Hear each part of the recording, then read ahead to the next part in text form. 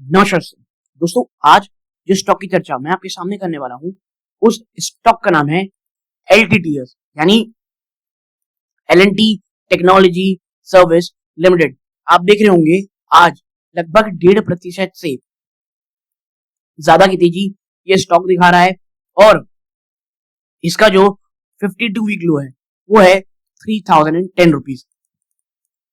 यानी अब LTTS के लिए 3000 रुपीज एक ह्यूमंगस, देखो पहला तो साइकोलॉजिकल सपोर्ट है ही है, 52 वीक लो भी है। तो जब तक LTTS जब तक 3000 को नहीं तोड़ता तब तक चीजें उतनी ज्यादा, मैं कहूंगा टेक्निकली और ज्यादा वीक नहीं होंगी। लेकिन भाई स्टॉक ऑलरेडी बहुत ज्यादा टूटा हुआ है। अगर मैं आपको दिखाऊं स्टॉक पिछले एक साल में इसने जो हाई लगाया था दिसंबर के आसपास, वहां से आपको अभी वो लगभग 31% से ज्यादा की तेजी और एक समय ये गिरावट ऑलमोस्ट 35% की हो गई थी। तो अब सवाल ये है कि एक ऐसी कंपनी जो नो डाउट बहुत अच्छी है, इसमें अचानक से सिर्फ और सिर्फ 3 महीने से भी कम समय में जो ये 30% की गिरावट आई है। और देखो इसके लिए जो ये लेवल था ना 4000 से 4500 का, वो बहुत इंपॉर्टेंट था और कई निवेशक इसी एक लेवल में आपको फंसे हुए दिखाई देंगे। तो क्या अब जब ये 4000 रुपए तोड़ा, ये सीधा 3000 के पास जा रहा है, तो क्या जो भी निगेटिविटी है, जो भी इश्यूज हैं, अब वो ऑलरेडी प्राइस इन हो चुके हैं। इजराइल वॉर का जो भी इशू था, AI को लेकर के जो डर था और जो काम ये कंपनी करती है उस एक सेक्टर में कुछ दबाव था, तो क्या अब सब कुछ ऑलरेडी प्राइस इन हो चुका है? तो इसी के ऊपर चर्चा करेंगे। अगर आप L&T टेक्नोलॉजीज में निवेशित हैं या निवेश की सोच रहे हैं, यकीन मानिए बहुत बहुत इंपॉर्टेंट ये वीडियो होने वाली है, बहुत इंफॉर्मेटिव वीडियो होने वाली है। आपसे बस एक दरखास्त है, इस वीडियो को हाइप जरूर कीजिएगा दोस्तों, ताकि यूट्यूब और रिकमेंड करे। चैनल सब्सक्राइब नहीं किया है, चैनल सब्सक्राइब कीजिएगा। किसी अन्य स्टॉक में चर्चा करानी हो वो भी जरूर बताइएगा। नाउ अब देखो आपको समझना पड़ेगा, जो L&T टेक्नोलॉजी सर्विस लिमिटेड है दोस्तों, वो तमाम पूरा का पूरा जो IT सेक्टर है उसमें जो दबाव चल रहा है उसी का एक परिचायक भी है। लेकिन कुछ पॉजिटिविटी भी है, कुछ इनकी और इश्यूज भी हैं। आइए चर्चा करते हैं वो क्या है। देखो आप देखेंगे यहाँ पे जो LTTS का चार्ट है ना, वो ऐसा लगता है कि हम एक हाई स्पीड कार चेज देख रहे हैं, जहां पर जो ड्राइवर था वो फट से ब्रेक मार दिया भैया, और जो स्टॉक है वो 52 वीक लो के आसपास ट्रेड कर रहा है। अब देखो वाइल ये जो रेड है ना स्क्रीन में, ये डराता तो बहुत है, लेकिन ये बहुत एक मैसिव गैप है कि what the market is feeling और कंपनी एक्चुअली क्या कर रही है। और ये सबसे अच्छी एनालॉजी इसलिए है क्योंकि ये साफ साफ बता रहा है कि भाई देखो गिरावट जो है, इश्यूज हैं, ये इतने भयानक भी नहीं है जितना स्टॉक में गिरावट हुई है। तो आइए चर्चा करते हैं ये हो क्या रहा है।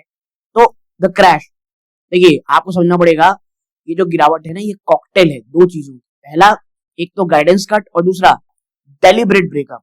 अच्छा ये दो चीजें क्या है? सबसे पहला है गाइडेंस कट। जो रीसेंट क्वार्टर 4 के अपडेट्स आए हैं, मैनेजमेंट ने जो अपना रेवेन्यू एक्सपेक्टेशन है उसे वापस स्केल बैक किया है to mid single digit for financial 26। और देखो मैं हमेशा कहता हूं, बार बार कहता हूं, आप मार्केट को बुरी खबर सुना दो वो नीचे जाएगा, फट से ऊपर आ जाएगा। आप उसे अच्छी खबर सुना दो उतना ही पॉजिटिव रिएक्शन होगा। लेकिन उसे अनसर्टेनिटी नहीं पसंद है और उन्हें यह भी नफरत है कि आप टारगेट को और ज्यादा नीचे कर रहे हैं। ठीक है, तो पहला क्या रहा? गाइडेंस कट रहा। फिर द स्ट्रैटेजिक क्लीनअप। देखो ये जो पार्ट है ना, जो बहुत से रिटेल निवेशक अक्सर मिस कर रहे हैं, ये जो LTTS है ना, ये इंटेंशनली धीरे धीरे दूर जा रहा है अपने लो मार्जिन लेगेसी बिजनेस से। जी हाँ, वो लिटरली फायर कर रहे हैं खुद के कुछ क्लाइंट को US, यूरोप और इंडिया में। जी हाँ, क्लाइंट फायर नहीं कर रहा LTTS को, LTTS खुद अपने ऐसे क्लाइंट को जो बहुत कम मार्जिन में काम देते हैं उनको, उन्हीं से दूर जा रहा है और वो चुपचाप अपना फोकस करना चाहता है हाई मार्जिन वर्क में। और ये जो पोर्टफोलियो प्रूनिंग है ना, ये क्यों? जिसके कारण ये सिक्वेंशियल रेवेन्यू में आपको गिरावट देखने को मिलती है, जो मार्केट मिस्टेक कर रहा है as a lack of demand. तो ये दो चीजें आपको समझनी पड़ेंगी कि भाई अब कंपनी चाह रही है, देखो ये आपको करना ही पड़ेगा। जिस तरह से चीजें बदल रही मार्केट में, कंपनी को सिर्फ और सिर्फ हाई मार्जिन और हाई स्किल पीपल अपने पास रखने पड़ेंगे और इसके लिए उन्हें unnecessary business, unnecessary revenue generation जिसमें मार्जिन बहुत कम है उसे कहीं ना कहीं छोड़ना पड़ेगा। तो ये चीजें रही। अब आती है क्या बात, हर कोई इन्वेस्टर जानना चाहता है जो मिडिल ईस्ट वॉर है वो कैसी है। तो देखो, जो मिडिल ईस्ट की वॉर है ना, ये भाई साहब एक दो धारी तलवार है, लेकिन फॉर एलटीटीएस ये उतना डरावना नहीं है जो इसकी पेरेंट कंपनी एलएनटी के लिए है। अब ऐसा क्यों? देखो, सबसे पहला है द बैड सेंटिमेंट। कंपनी की जो पेरेंट एलएनटी है उसको सबको पता है कि एक मैसिव इंफ्रास्ट्रक्चर एक्सपोजर है, 35 से 40% का ऑर्डर वहीं से आता है, मिडिल ईस्ट से। तो जब पूरा का पूरा जो रीजन है वो जल रहा होता है तो पूरा का जो एलएनटी ग्रुप है उसे तुरंत एफआईआई सोल्ड करने लग जाते हैं। और एलटीटीएस का भी ना कुछ लेगेसी ऑपरेशन है इसराइल में जो उन्होंने शट डाउन कर दिया है या एग्जिट कर लिया है। तो जो रीसेंट रेवेन्यू डेंट है वो भी ये बात दिखाता है। ठीक है, ये चीज हो गई। फिर क्या आता है, द सीक्रेट गुड डिमांड। देखो, हाई ऑयल प्राइसेस और जो वॉर है ना वो क्या फोर्स कर रहा है ग्लोबल एनर्जी जायंट को कि अब वो बहुत तेजी से आगे बढ़े इफिशिएंसी में और ऑटोमेशन में।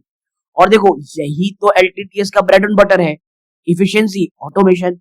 इनकी जो सस्टेनेबिलिटी सेगमेंट है जो क्या क्या आता है, include energy, oil and gas, ये इनका एक्चुअली हाईएस्ट मार्जिन बिजनेस है अभी।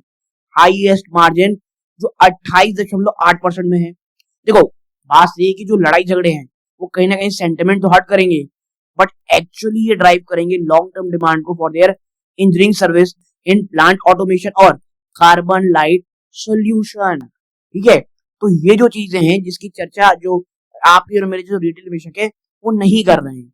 फिर क्या आता है, द गुड न्यूज। देखो, आप कुछ चीजें मिस किए होंगे, वो क्या है? पहला है दी एनवीडिया प्ले। 16 मार्च को क्या होता है, ये लॉन्च करते हैं एक एआई लर्न डिजिटल ट्विन, वो प्लेटफॉर्म जो एनवीडिया से पावर्ड है। ये एक बहुत बड़ा स्टेप है इनटू प्रिसीजन मेडिकल डायग्नोस्टिक्स और ये एक high barrier to entry field है। यानी एनवीडिया का प्लेटफॉर्म है, वो भी एक ऐसा बिजनेस में जो कोई हर कोई वहां नहीं जा सकता। तो ये बहुत अच्छी चीज रही। फिर द $100 मिलियन विन इन्होंने रिसेंटली सिक्योर किया है एक मैसिव मल्टी ईयर प्रोग्राम एक यूएस इंडस्ट्रियल मेजर के साथ। फिर द लक्ष्य काउंटडाउन, 1 अप्रैल 2026 को एलटीटीएस ऑफिशियली किक ऑफ करने वाला है अपना एक नया 5 साल का स्ट्रेटजी, 5 ईयर स्ट्रेटजी। और ये एम कर रहे हैं $1.5 बिलियन प्लस रेवेन्यू और 16% का एबिट मार्जिन। और ये जो आप क्रैश देख रहे हो ना, ये बेसिकली कंपनी धीरे धीरे क्लियर कर रही है डेक को of old low paying project, ताकि जो ये 5 साल का नया प्लान बनाने वाली है उसके लिए रूम बने। ठीक है, तो ये जो आप एक शॉर्ट टर्म आप प्रेशर, शॉर्ट टर्म इशू आप देख रहे हो, ये एक बहुत अच्छा मौका है फॉर लॉन्ग टर्म इन्वेस्टर के लिए आने के लिए। ठीक है, क्योंकि 5 ईयर प्लान बनाना है तो वो कैसा होगा उसके लिए।